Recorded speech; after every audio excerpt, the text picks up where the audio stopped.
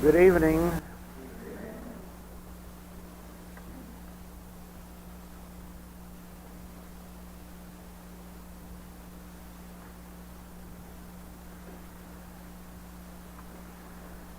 We can measure our own spiritual progress and development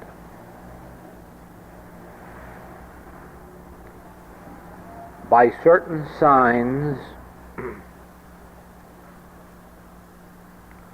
that are apparent if we watch ourselves, if we learn to consciously think or consciously watch our actions for brief periods in the day. Now let me illustrate that. In the ordinary sense of a human life, there is little or no God presence or God power. Human life is something completely separate from God, completely separate from God presence and God power. If that were not so, there would be no sin, no disease, no death, no accidents, no poverty in the human world, because you can't imagine living in or through God and meeting with those conditions in life. If you did, you'd be in the horrible position of blaming God for knowing of our ills and not doing something about them. Now, if only sinners were being made ill or having accidents or poverty, then you might believe in the theological teaching that God is punishing us. But when you stop to think of the very good men or good women, and more especially children, who are made the victims of these human conditions, it must be apparent that there's no sense of punishment going on there, that is just an absence of God. Now, those who have been in spiritual work or around those where spiritual work is conducted soon see that as soon as a contact with God is established, harmony is restored. And after enough years of it, you see so much of it that you know definitely that where the Spirit of the Lord is, there is liberty. Where the Spirit of the Lord isn't, there is mortality.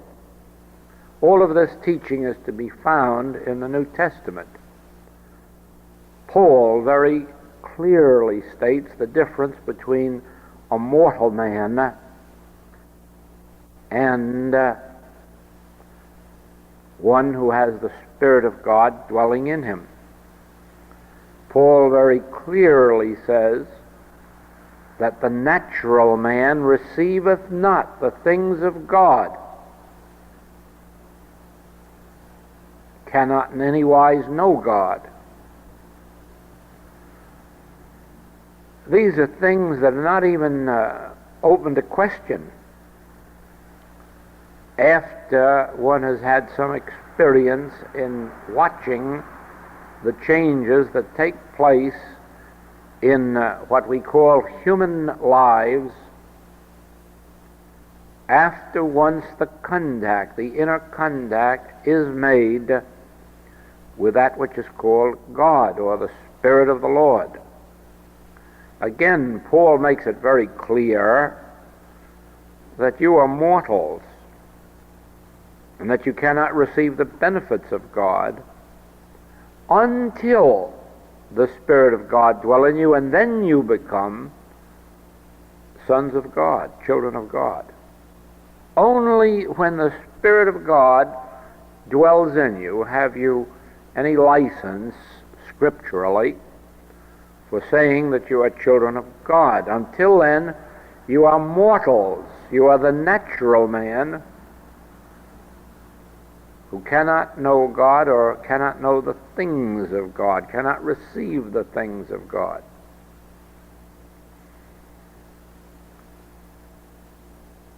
Everyone who is born to this plane of existence, except a very few who from before conception are spiritually ordained, with the exception of such few, we are all born into a mortal material universe, meaning we are born into a mortal material state of consciousness. And we are that natural man who receiveth not the things of God. And the Spirit of God is not dwelling in us.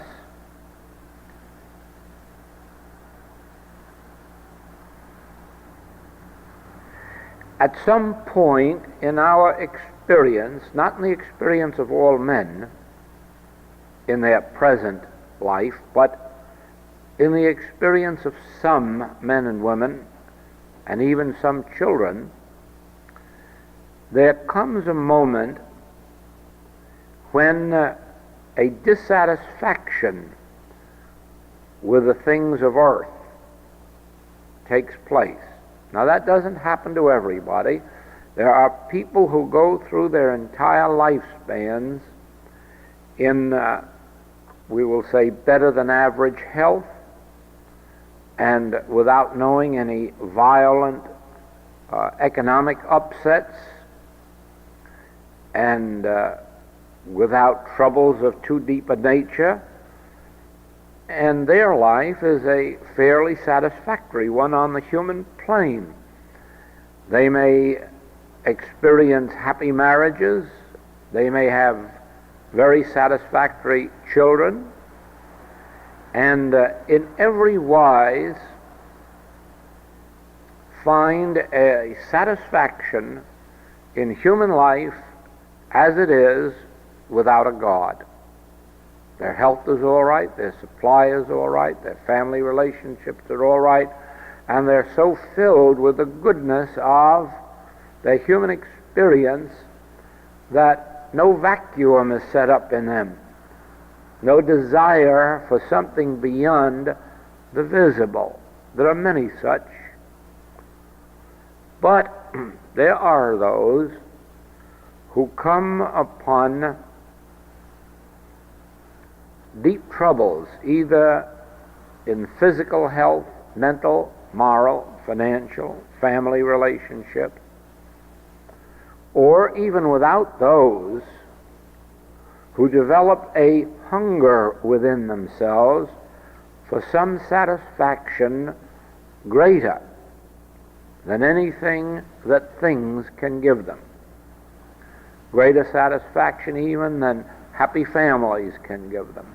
In other words, there is some little corner of their inside being, no matter how good the outer is, some little corner that is not satisfied, that longs for something that cannot be seen, heard, tasted, touched, or smelled, and a something that we usually refer to as a knowledge of God, a desire for a knowledge of God, a desire to know Him aright, whom to know aright, is life eternal.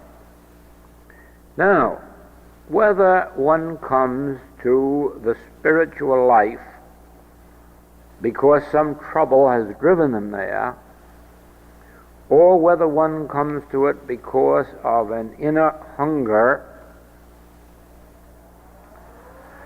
the path of attainment is not easy. It never was.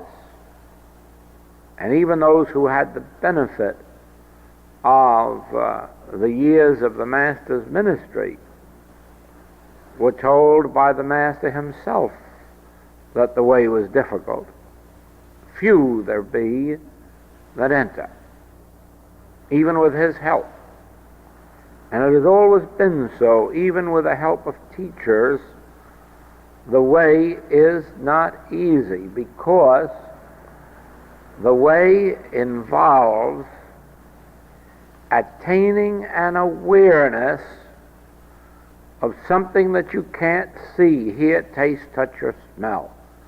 That's difficult. It's the attaining of an awareness of something that is transcendental. It is above anything that we can humanly know.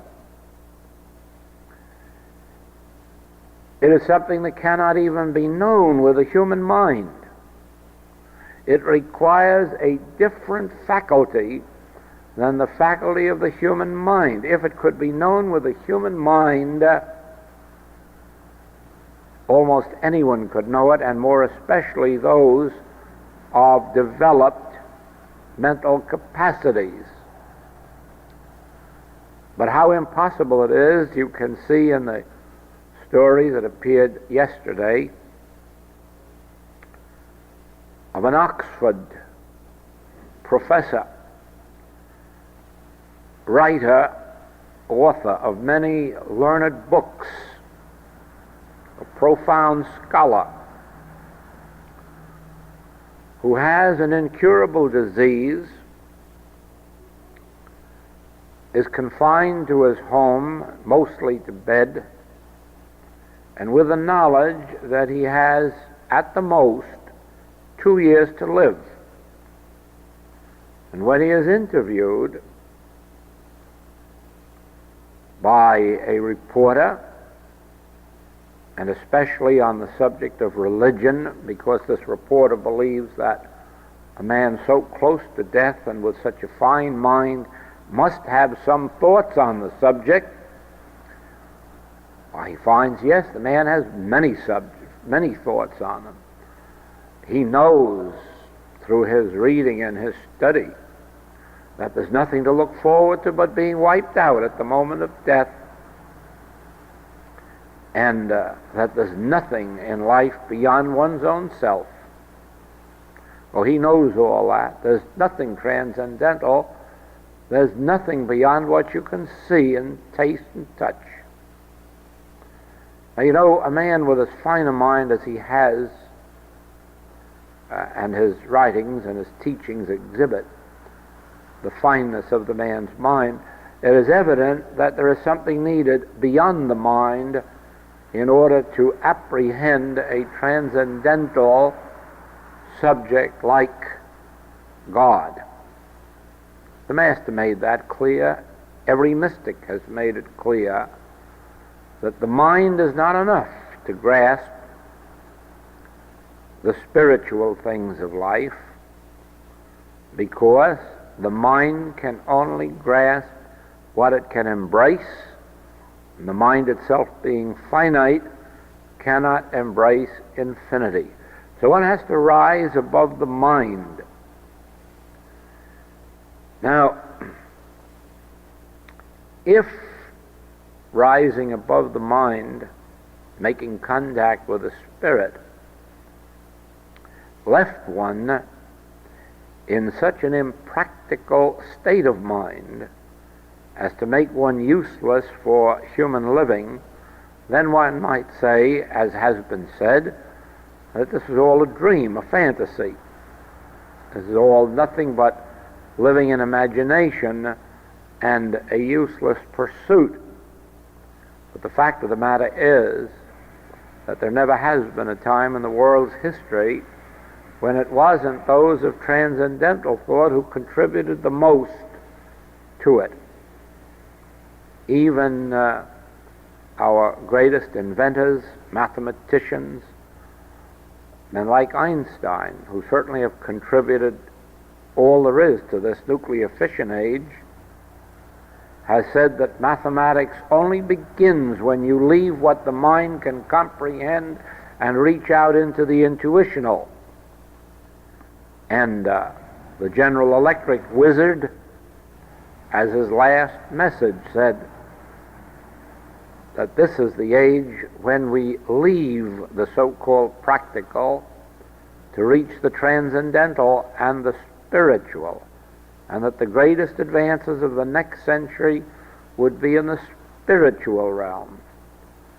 Edison, George Bernard Shaw, all of the men who have contributed practical things to life have in the end come to the realization, and some of them right at the beginning, that all of these practical things that we enjoy today came out of an inner universe, that is, the awareness of them, and that it was only the man who could turn within and find them that could give them to the world.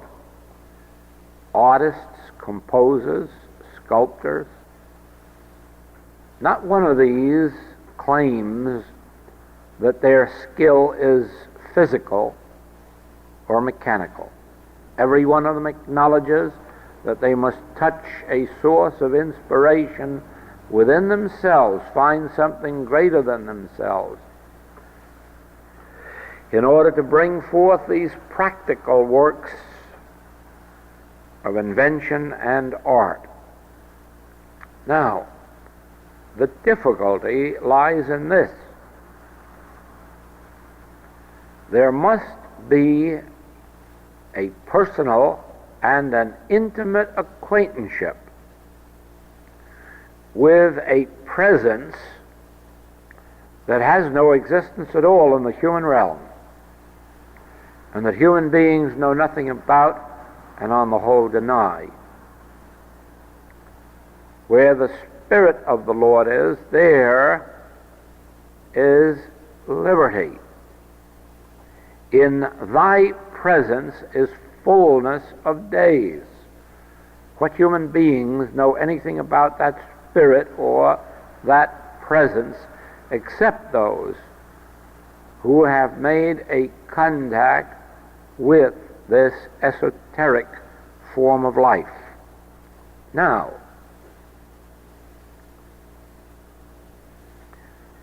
as a rule, when we embark on this life and learn of these things, we wonder because we don't feel that presence, and we keep on living our ordinary lives in our ordinary ways, and yet hoping and expecting that somewhere, somehow, sometime, we will come face to face with it.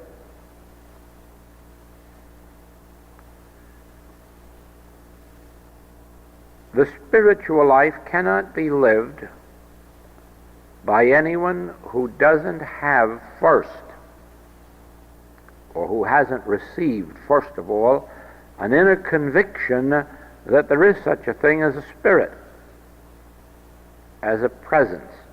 Without that, there is no use embarking on the spiritual life. It would be far better then to follow one of the ethical teachings on the human plane and be the finest kind of a human that one knew. It is only when an absolute conviction takes hold of one that there is something here and now beyond that which the eye can see or the ear can hear that makes it possible for one to embark on this path. Then, with that conviction comes this: starting of one's day with a conscious acknowledgement that this presence and power exists, and that it is here, and that it is now, that it is with me, that it goes before me, that it walks behind me and beside me, that it is a protective influence, a guiding influence, that it is a source of inspiration, that is the source of one's guidance and wisdom throughout the day.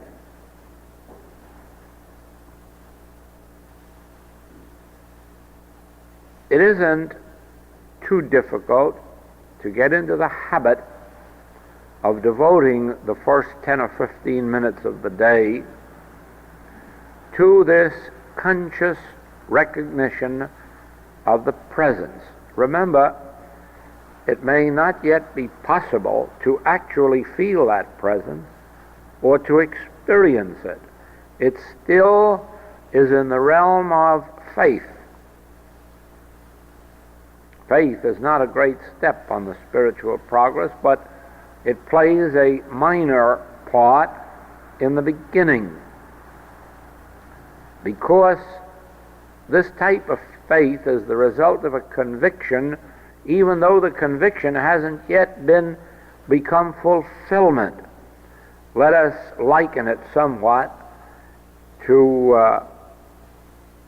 our good friends Perry and Bird before the North Pole and the South Pole were discovered, who knew beyond all doubt that there was a North Pole and a South Pole, and had that inner conviction not only that it was there, but that they knew where it was and that they could go and find it. And at that particular point, that really wasn't knowledge, that was faith. Faith and inner conviction. It was only as they came closer to it and had greater evidences of it that their inner faith and conviction became absolute awareness. But actually it was only when they reached the pole that it became concrete knowledge. So it is with us. There is a point where a spiritual presence and power is an inner conviction with us. And because of that inner conviction, we have a faith that the presence and power can be attained, that it can be known. We have a conviction that it's there, and a faith that it can be known.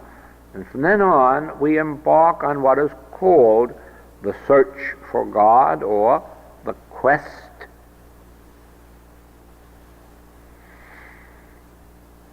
It is only when we begin to see evidences, in modern language called demonstrations of that presence, that we commence to perceive that that which we believed and had faith in is more like a reality now. And as these evidences begin to pile up, that there is an invisible something having influence on our lives, that our convictions deepen, that our awareness grows, our understanding reaches out further, until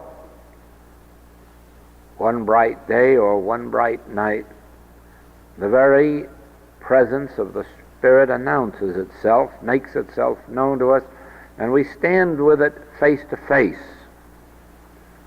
Yet in my flesh shall I see God.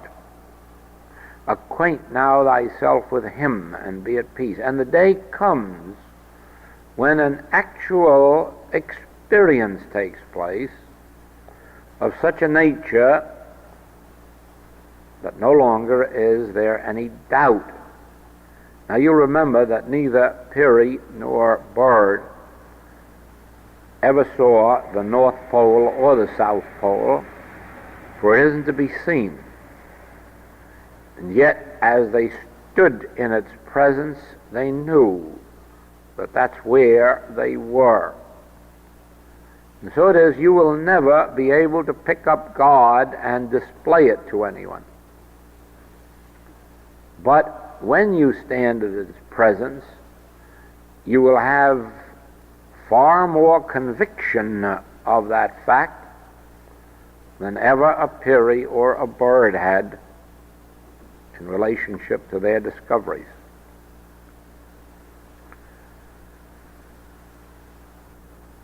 That is why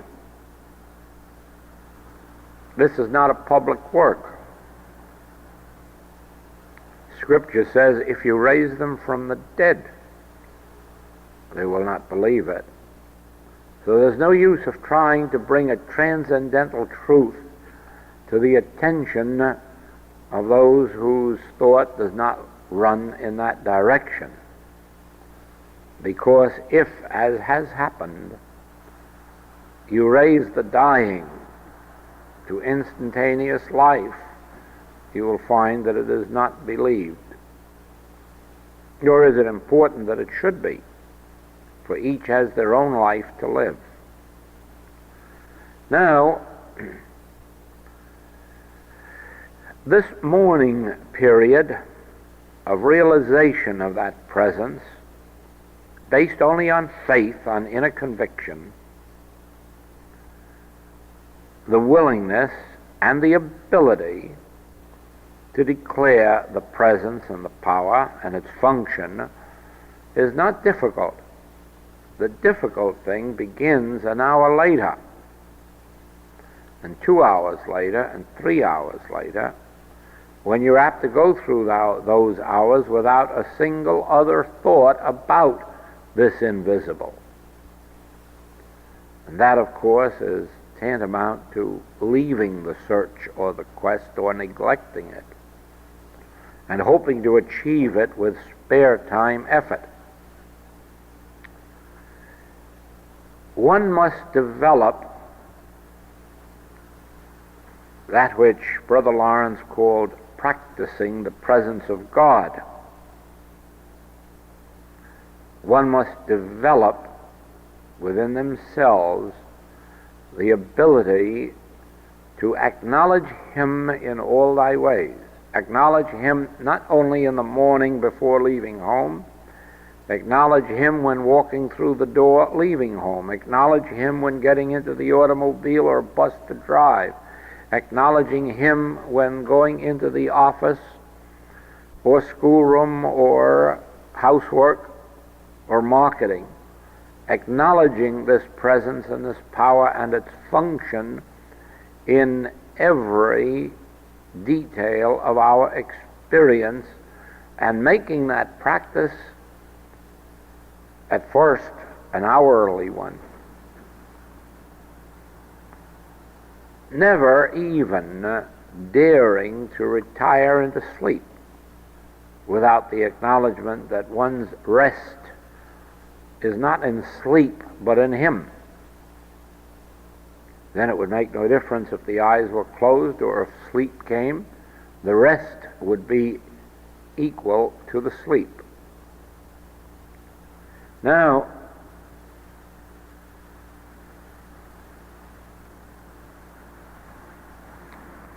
it is this practice of the presence, it is this constant, conscious reminding of oneself that is the difficult part of this work, but it is by the degree of one's success in remembering that one can measure the rate of their spiritual progress.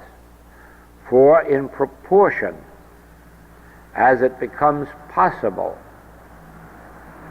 to behold God in every facet of one's life, behold the activity of God in the growing of nature, the things in nature, the beholding of God in the activity of life as it comes into our experience through persons, through circumstances. As it becomes, in proportion as it becomes, an habitual state of remembrance, in that degree is our spiritual progress being made manifest, and it is in that proportion that we not only bring that presence and power into an activity in our lives, but eventually bring ourselves into the conscious experience of that Spirit. Now let us remember this: there isn't a human being on the face of the globe who hasn't this presence and power of God. The lack is in the conscious awareness of it, or in the recognition of it. It would be impossible for any human being to breathe if there weren't a transcendental presence breathing through their lungs.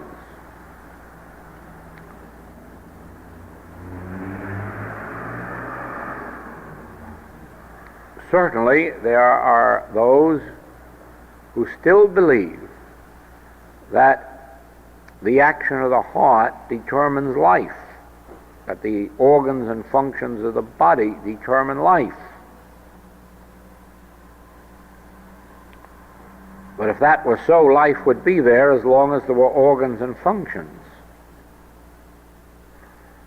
The contrary is true. There is an invisible life which functions the organs and functions. And when that life is removed, the organs and functions just stop. That's when you have your corpse. Not when something happens to the organs and functions, when something happens to that life. It is life that constitutes our being. It is life that functions our being.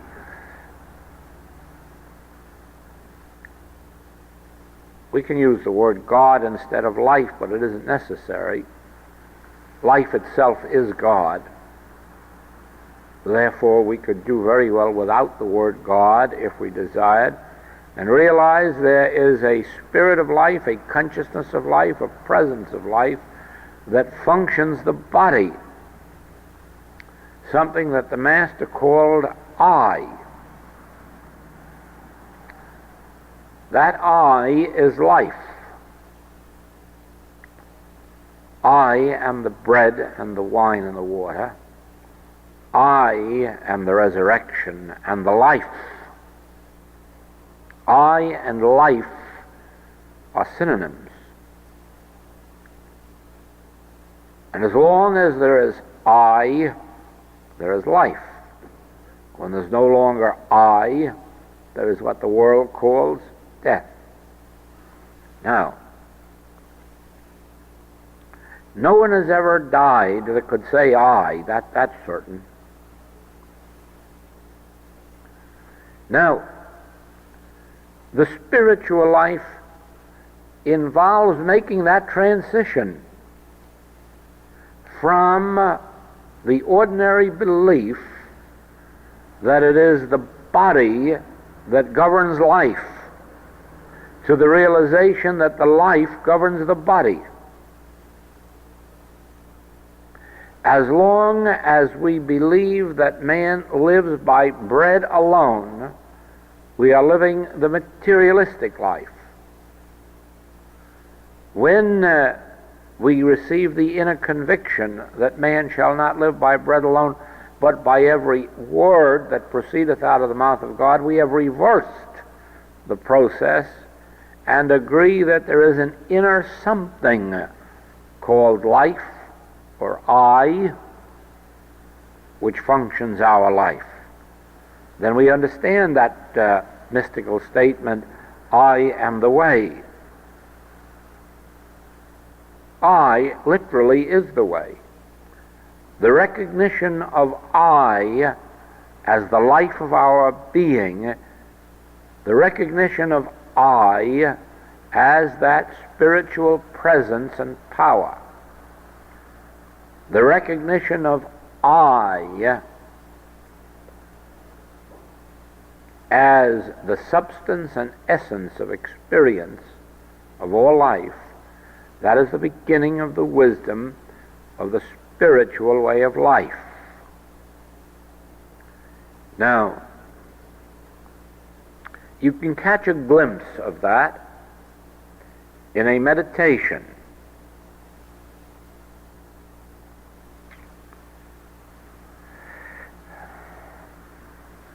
If you can for a moment imagine that you are sitting way up here on top of your head on the inside, but looking down.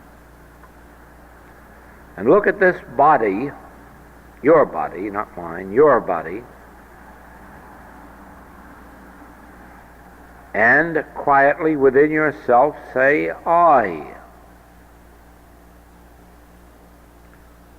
I. And then look at this body, look at your feet. I have a body. I have feet. I have heart, liver, lungs, stomach, eyes, ears, nose. I have this body. This body is mine.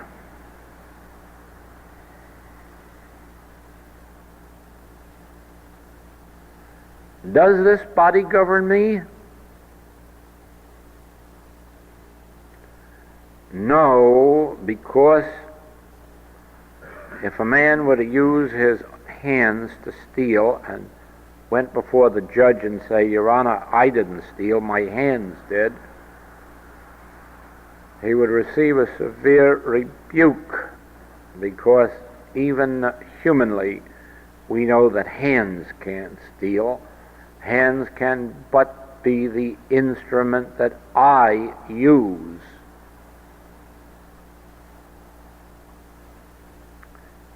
It is not yet thought strange when someone says,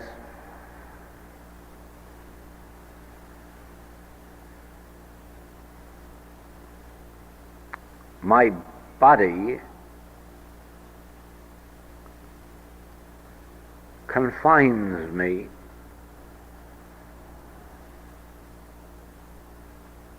My body prevents my doing the things I would do, because it isn't generally realized that the reverse of that is true. I govern the body, and that the Christian faith is built on that.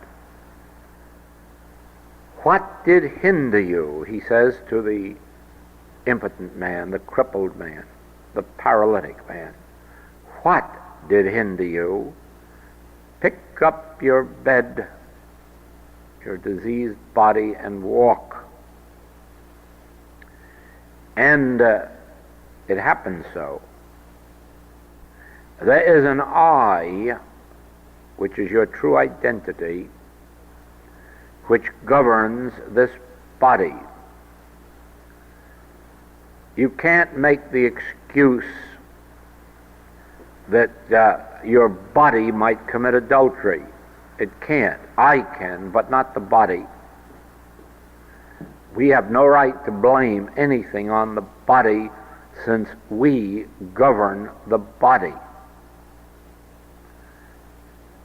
It is only in the matter of health that it is not yet recognized that we govern the body. The body is mine. The body is a possession of mine, an instrument of mine, and I am given this body for my use. Whether it's walking, talking, playing, this body is the instrument through which I function. And therefore, I am the law unto this body. You will find that as you get used to this idea, as you consciously recognize this idea, that more and more it will be so unto you. And the body will not be telling you its troubles, but you will be telling the body its functions. And the body will respond. Now we go a step further. We're sitting up there in the top of our head, figuratively speaking. And looking down, and you know what we see before we see a body? There's a mind. And that mind is my mind, your mind. That mind doesn't govern you. You govern that mind. Never forget that. You have as much right to govern your mind and your thinking as you have to govern your body. One of the general mistakes that's being made in some forms of therapy is the belief that the mind controls your life. And that would be very sad, because there are some very weak minds, and there are some very sinful minds, and there are some very stupid minds. And a person would be kind of helpless if they were at the mercy of their mind. Also, there is a lot of ignorance in the world, and so we'd be at the mercy of our ignorance if the mind controlled our lives. But it isn't true. I, that which is the I of you, controls your mind as well as it controls your body. And you can experiment and watch how quickly your mind will conform when in your meditation you sort of seat yourself up there and look down into this mind and realize this mind is mine and this body is mine. I and my Father are one, and my Father has given me a mind and a body through which to function. I am the resurrection and the life. I am the life of this body, and I am the life of this mind. And I and my Father are one, therefore all the Father hath is mine. All of the peace and the quiet and the dominion. Ah, yes, let's take that word dominion, for you were given dominion over everything in the sky, in the air, on the earth, and beneath the earth. And I'm sure that somewhere in that category must come the mind and the body. And you were given dominion over the mind and over the body. Now, if you're going to allow your mind to have control over you, and it becomes filled with thoughts of sin and disease and death and fear, you're going forever to be at the mercy of those things and say, I can't help it, my mind is doing it to me. Don't allow that. Don't allow that. Your mind can pick up every race belief there is. Your mind can pick up every fear that's floating around the air, just as a radio antenna can pick up messages. So can your mind pick up everything there is. You're going to have an experiment here, I believe, very soon, in which a man will sit in an office and pick up the thought of your newspaper publisher as he rides in an airplane thousands of feet in the air. He's going to pick up what's in that mind, showing, and there's only one of thousands of such experiments, that your mind is a receiving station. And if you wanted to consciously open your mind to knowing those things, you could. Anyone can train themselves to it. It's a matter of training, of desire. One wanted it enough, anyone could do the things that Dr. Zom does or anyone else. They're only matters of practice. The mind is a receiving station. That is why very often you wake up in the morning full of fear and you wonder why. When you see the newspaper headlines or the radio broadcast, you know why. You've picked up something out of the air. And if you had to be a victim of the fears and doubts and sins that are in mind, you'd have no dominion over your life at all. You would just be a victim of anything and everything that came along. But it isn't true. You do not have to be the victim of your mind. You can learn through meditation, through practicing the presence of the invisible, that there is that in you that gives you dominion over your mind and in a great measure over your body. The only reason why we are not attaining the absolute of perfection in both mind and body is that it's difficult, and the way is straight and narrow, and few there be that attain it. And we have behind us generations of those who have implanted in us the fear of the body and the fear of the mind. And don't forget that there are still others who have implanted in them the fear of God, and who are trembling at what this terrible God of love is someday going to do to them. And being imbued with those fears in their mind and unable to overcome it, they are the victims of it.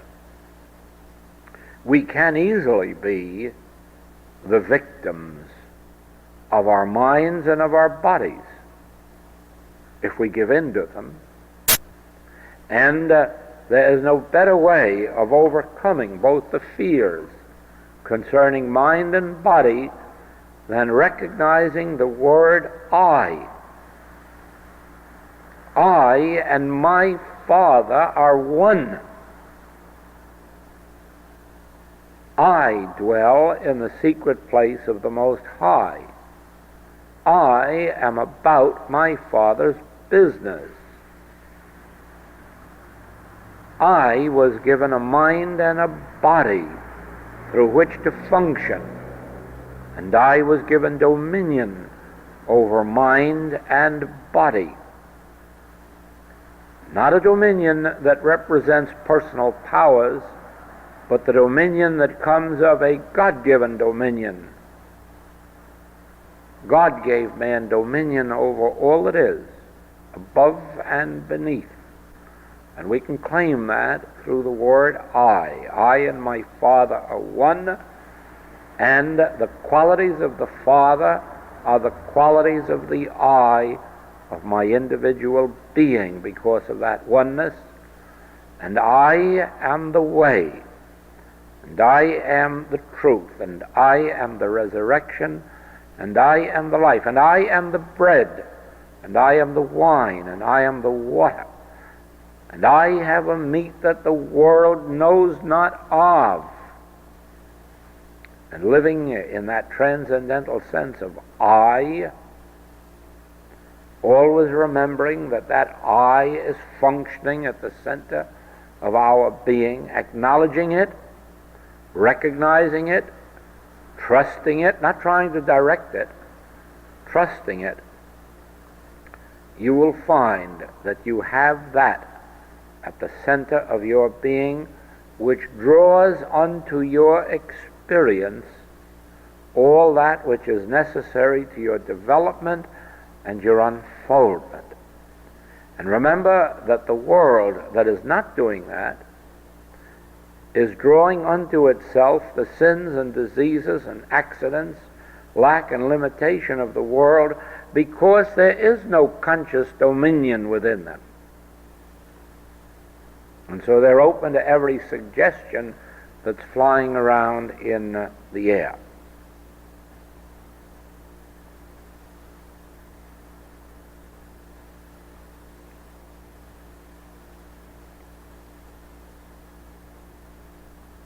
A meditation, or at least let us say one meditation in each day,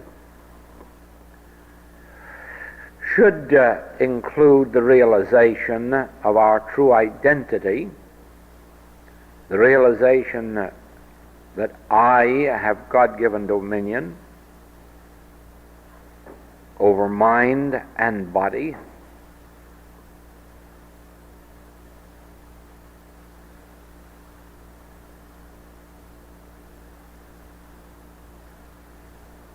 that the presence of this I is really the presence of God in us,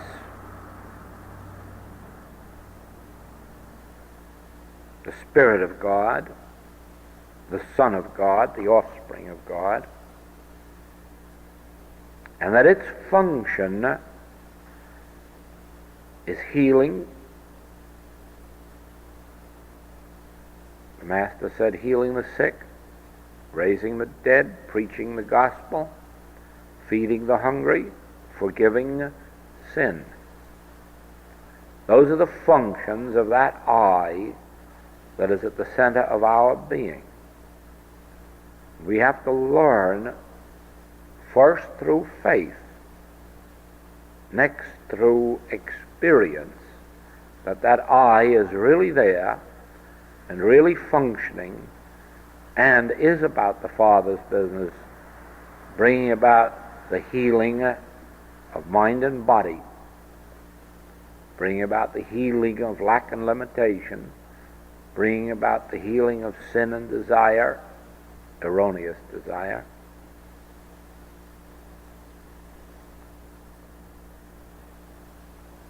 You see, all of this involves a conscious effort on our part. It's not a blind faith that there's a God somewhere going to do something for us or to us. It's an actual conscious activity that must take place within us. It is a conscious remembrance of truth. Now, there is nothing more quieting to both mind and body than a relaxation or meditation in which it is realized that both mind and body are subject to that presence or I within ourselves. It immediately begins to function, to bring a quieting. The inability to attain quietness in meditation is due to the fact that we do not recognize what it is that does the quieting, and we are expecting some kind of a mysterious unknown to perform. In a sense, it is mysterious, but it's not unknown. It's the word I. It's the presence or the Son within. Our fears come mostly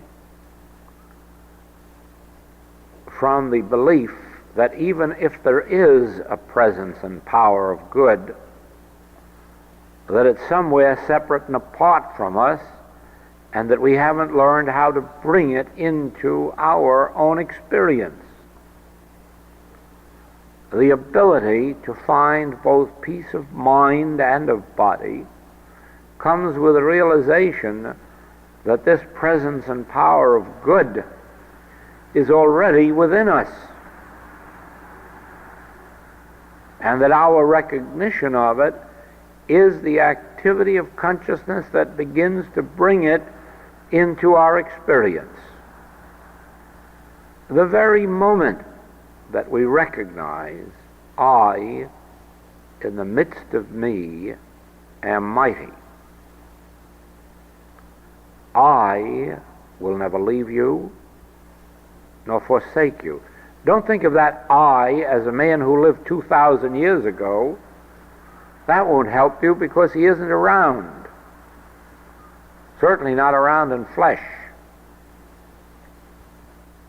Don't think of these passages of Scripture as if they referred to Moses or Isaiah or Elijah or Jesus or John or Paul. The word I is closer to you than breathing and nearer than hands and feet. And when it says, I will never leave you nor forsake you, believe that it means I.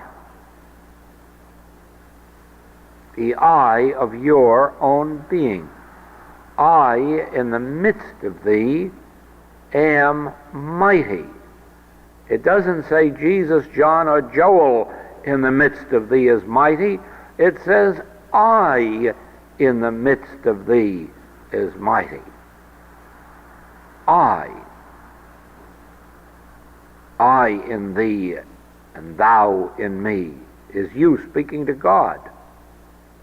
I in thee, I, Joel, in God, and thee, God, in Joel, is mighty. Do you see that? I means you. I, in the midst of you, will never leave you nor forsake you. I was with you before Abraham was. I will be with you unto the end of the world. Someday when you have nothing else to do, try to get rid of I. Try to leave it somewhere when you go off on vacation. And see how impossible it is to separate yourself from I. Only recognize that that I in you is, in religious language, called the Son of God, the offspring of God. That I in the midst of you is sometimes called the Christ. But in India it is called Brahm. In China it is called Tao. Sometimes in Japan it is called Darshan. It is I. I in the midst of you is mighty. And that I is really and truly the law and the life unto your mind, your soul, and your body, and your business. As you recognize that, and then get up and just go about your ordinary human tasks, you will find literally that there is a something else functioning in your life of which you previously were not aware, and performing things for you that you yourself could never do. Bring about circumstances in your life that you yourself could never attain. Now, practicing the presence,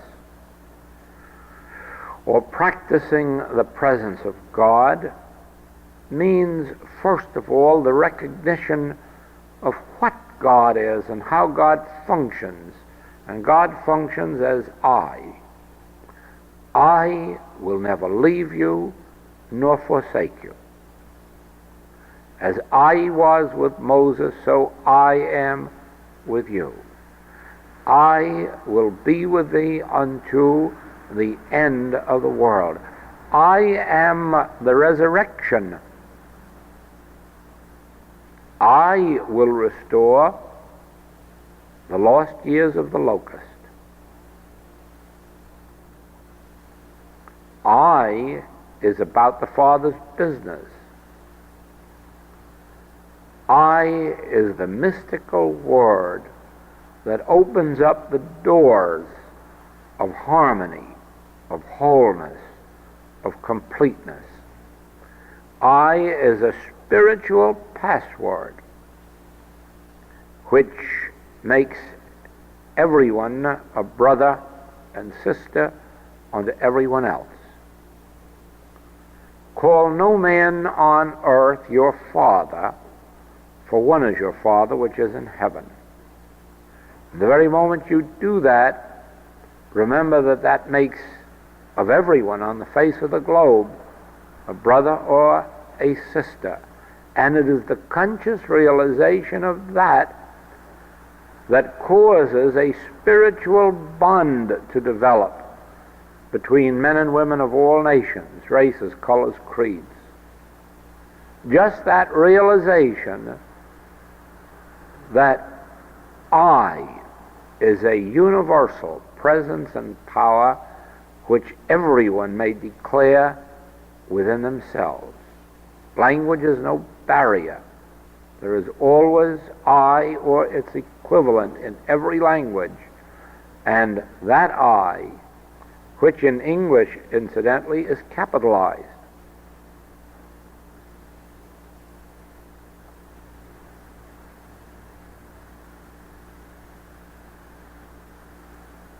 Now, for a few moments, let us meditate. And as we do, first, repeat within yourself the word I. But don't do it in what might be called a loud or egotistical sense. Not any sense that would indicate you're claiming personal powers or personal glories, but softly and gently, not so much saying I, but rather as if you were hearing an I come up within you and say itself to you. That kind of an I. As if it were looking up to you and saying, I will never leave you up there, nor forsake you. I was with you, but you did not know it. But remember now, I will never leave you. I am your life, and I am the resurrection of your life. I will restore the lost years of the locust.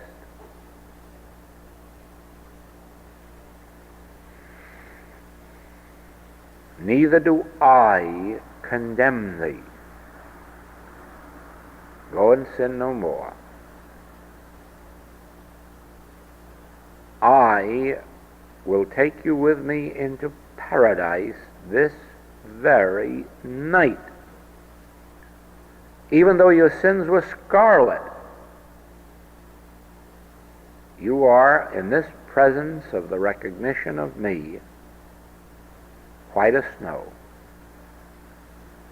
Though you were crucified as a thief, this night I will take you with me into paradise.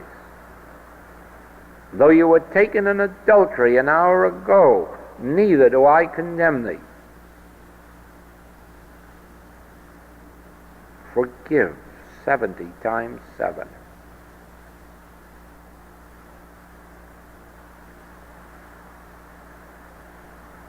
I am thy father, thy mother. I go before thee to make the crooked places straight. I in the midst of thee am mighty, and I will never leave thee, nor forsake thee.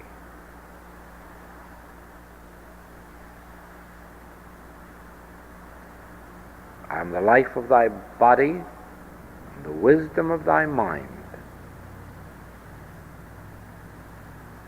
I say, let there be light, and there was light.